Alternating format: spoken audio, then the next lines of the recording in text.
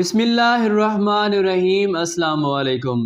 روزانہ واقعات سننے کے لیے ہمارے چینل بشر اسٹوڈیو کو سبسکرائب کریں۔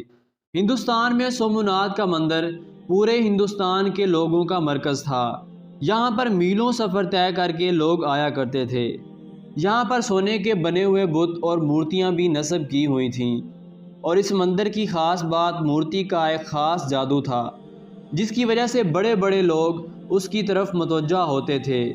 کئی سکھ اور عیسائی بھی اپنا مذہب بدل لیا کرتے تھے، اور سومناتھ کا مندر دیکھ کر لوگ ہندو مت کو قبول کر لیتے، وہ خواہ اپنے مذہب پر کتنے ہی پکے ہوں، مگر اس منظر کو دیکھ کر سجدے میں گر پڑتے۔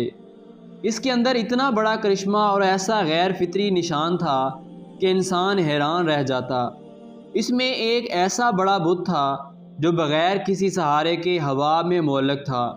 وہ نہ چھت کے ساتھ لگا ہوا تھا اور نہ زمین پر پڑا ہوا تھا، ایک عجیب و غریب کیفیت کے ساتھ ہوا میں لٹکا رہتا تھا۔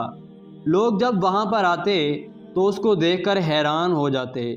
پھر ہندو پنڈت خوب کمائی کیا کرتے تھے کہ اس خاص بت کے لیے پیسے دو اور ہیرے جواہرات اس پر چڑھاؤ تو تمہاری تمام مشکلات حل ہو جائیں گی، تمہارے مسائل ختم ہو جائیں گے۔ یہ ایک بہت بڑا دیو ہیکل بت تھا جس کا پیٹ بہت بڑا تھا۔ اس کے منہ کے ذریعے سے ہیرے جواہرات اس کے پیٹ میں ڈالے جاتے تھے۔ پھر جب مندر خالی ہو جاتا تو 2 یا 3 ہفتوں کے بعد اس مورتی کے پیچھے کمر کے راستے سے ایک دروازہ تھا، جس کو کھول کر اس سے سونا چاندی کے زیورات کو نکال لیا جاتا تھا۔ مگر لوگ یہی سمجھتے تھے کہ ہمارے دیے ہوئے خزانے بھگوان کے پاس پہنچ جاتے ہیں، اور بدلہ میں بھگوان ہمارے مسائل کو حل کر دیتے ہیں۔ سلطان محمود غزنوی نے اس علاقے کو فتح کیا۔ جب وہ اپنے مدفوعہ علاقے میں سے اس مندر میں پہنچے تو بلا جھجک بتوں کو پاش پاش کرنا شروع کر دیا۔ بڑی کلہاڑیوں سے بتوں کو گرایا جا رہا تھا، اور سلطان محمود غزنوی بھی تلوار سے بتوں پر وار کر رہے تھے۔ ابھی آدھا مندر ہی بتوں سے پاک ہوا تھا کہ بقایا کو دوسرے دن پر چھوڑ دیا گیا۔ دوسرے دن تمام ہندوستان کے بڑے بڑے پجاری اور پنڈت مل کر سلطان محمود غزنوی کے پاس حاضر ہوئے، اور بڑے اتحاد کے ساتھ، بڑی لجاجت کے ساتھ درخواست پیش کرتے ہوئے کہا کہ اس علاقے پر آپ ہی قبضہ رکھیں، مگر ہمارے اس بت کو مت توڑیے۔ اس کے بدلے میں ہم آپ کو پورے ہندوستان کی دولت دینے پر آمادہ ہیں۔ سلطان محمود غزنوی کا ایک وزیر آپ کے قریب آیا اور کہنے لگا، یہ پیشکش بہت بڑی ہے، کیونکہ ہم نے بہت سارے بتوں کو توڑ دیا ہے، صرف ایک بت کو چھوڑ دینے میں کوئی حرج نہیں۔ آپ اس پر ضرور غور کیجئے، کیونکہ جو مال و دولت آپ کو ملے گا اس سے ہمارے دین اسلام کی حکومت بہت آسانی سے مستحکم ہو جائے گی۔ سلطان محمود غزنوی نے ان ہندو پنڈتوں کو کوئی جواب نہ دیا۔ دوسرے دن اپنے ساتھ ماہر طبیعیات یعنی ماہر سائنسدان البیرونی کو لے کر مندر میں پہنچے، کیونکہ آپ اس معمہ کو حل کرنا چاہتے تھے۔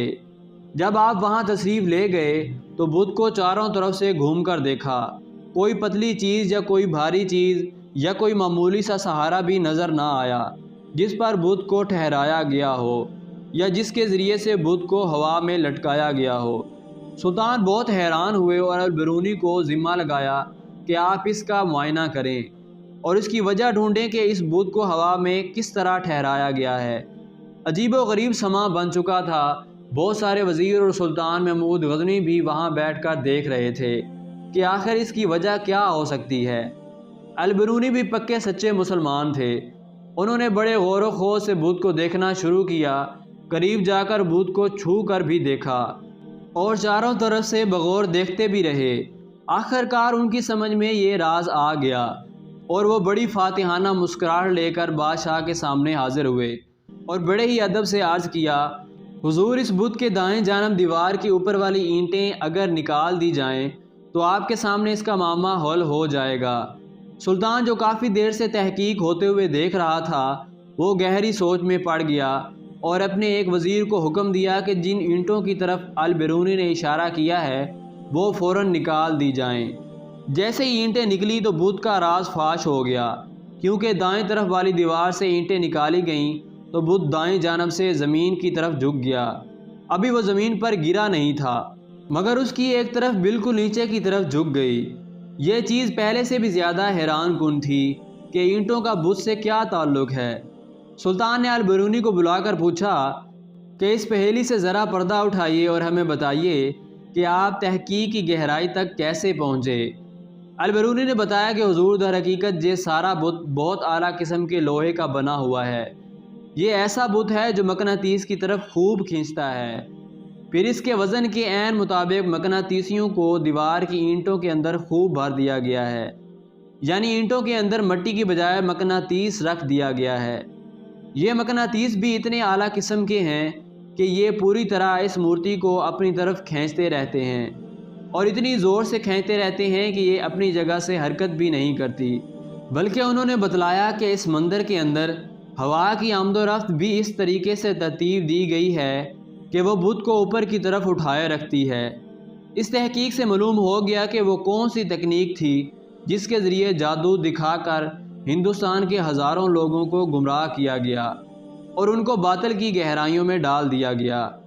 سلطان محمود غزنوی نے اس بت کو توڑ دینے کا حکم دیا اور بڑے بڑے طاقتور سپاہیوں کا ذمہ لگایا کہ وہ اپنی پوری قوت کے ساتھ اس بت کو ٹکڑے ٹکڑے کر دے، حتیٰ کہ اس کا نام و نشان بھی ختم ہو جائے۔ ایسے ہی واقعات سننے کے لیے ہمارے چینل بشر اسٹوڈیو کو سبسکرائب کریں۔